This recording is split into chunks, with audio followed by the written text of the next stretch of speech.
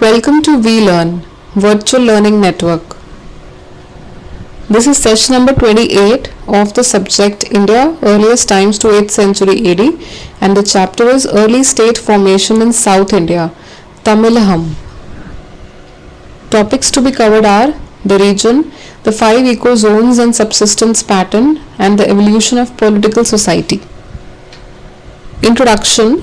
We do not see the existence of a state power in the region but only chiefdoms. State presupposes the existence of a centralized political authority over a territory.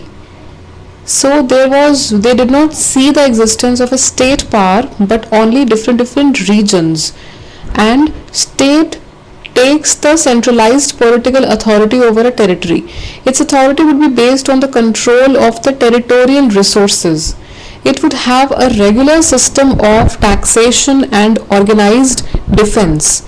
Facilitating both taxation and defense, the state would have a bureaucracy or a team of officials of different ranks and functions. On the other hand, a chiefdom would have no such evolved features. So the existence of a state power in the region was not seen, but only chiefdoms were seen. State had a centralized political authority over a territory. It was based on the control of the territorial resources. It would have a regular system of taxation, defense, and also they would have a bureaucracy or a team of officials of different ranks and functions. But a chiefdom or a particular region will not have or would not have any such evolved features. It would not have the features as the features which would be required by the state. The region. The land in between the hills of Venkatam and Kanyakumari is called Tamilaham. It includes the whole of modern Tamil Nadu and Kerala, with forested hills, undulated terrains, pastures in arid zones, wet lands and long sea coast. The region represented a combination of diverse ecozones. So the land in between the hills of Venkatam and Kanyakumari is called Tamilaham. It has the whole of modern Tamil Nadu and Kerala with forested hills, undulated terrains, arid zones, wet lands, and also pastures and long sea coast. There are diverse economic zones. There are different economic zones which are in that region. There are arid zones also, and at the same time there are also wet lands, and there are forested hills. At the same time there are also terrains and pastures. The 3 principal chiefdoms, the Cheras, the Cholas and Pandyas, had their strongholds both in the interior as well as on the sea coast. The Cheras had Karur in the interior and Mussiris, the well-known ancient port on the west coast.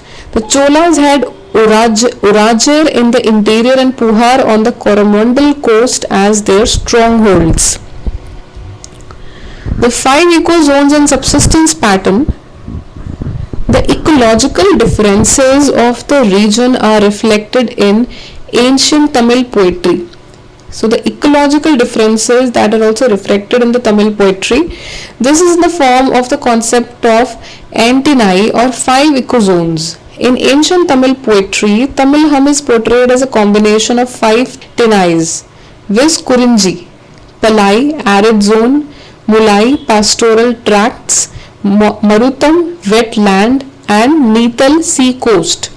So in the ancient Tamil poetry, Tamilaham is portrayed as a combination of 5 tenais, the arid zone, the pastoral tracts, the wet land, as well as the sea coast. There could be areas in which one tenai or the other dominates, but generally most of the tenais are fragmented and mixed up all over the region.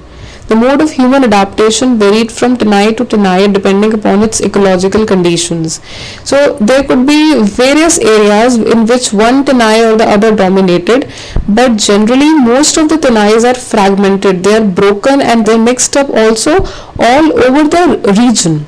The mode of human adaptation, the way human adapted, that depended upon the ecological conditions from tenai to tenai. What were the ecological conditions which were prevailing at that time? Different kinds of chiefdoms. There were 3 different kinds of chiefdoms in Tamilaham.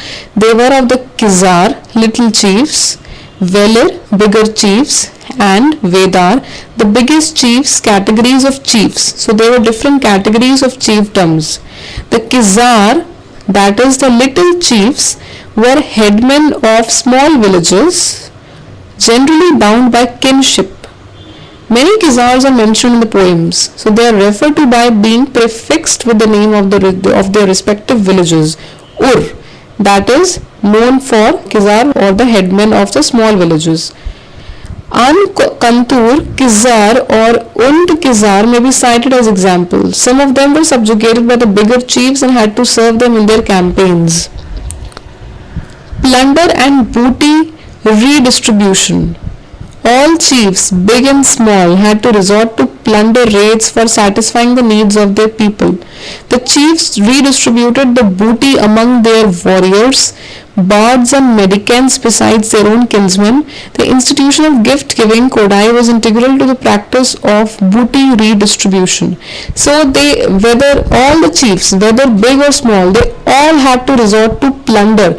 They all had to resort to loot, raids for satisfying the needs of their people. The chiefs also, they redistributed the booty among their warriors, and also the institution of gift giving was very much important and integral to the practice of booty redistribution.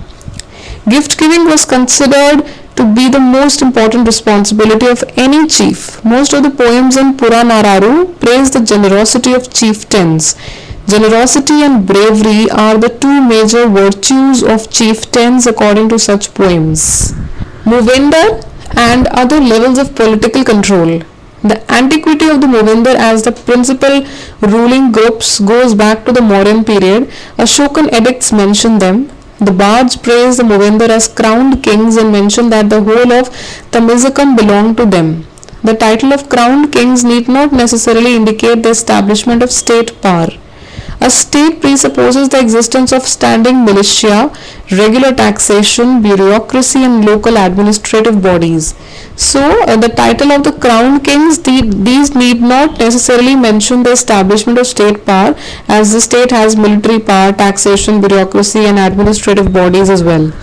So that was all about the state power, the chiefdoms, how they operated and on which levels they operated, their functions and their division amongst various regions, and how the state's features and elements were not required in the chiefdoms.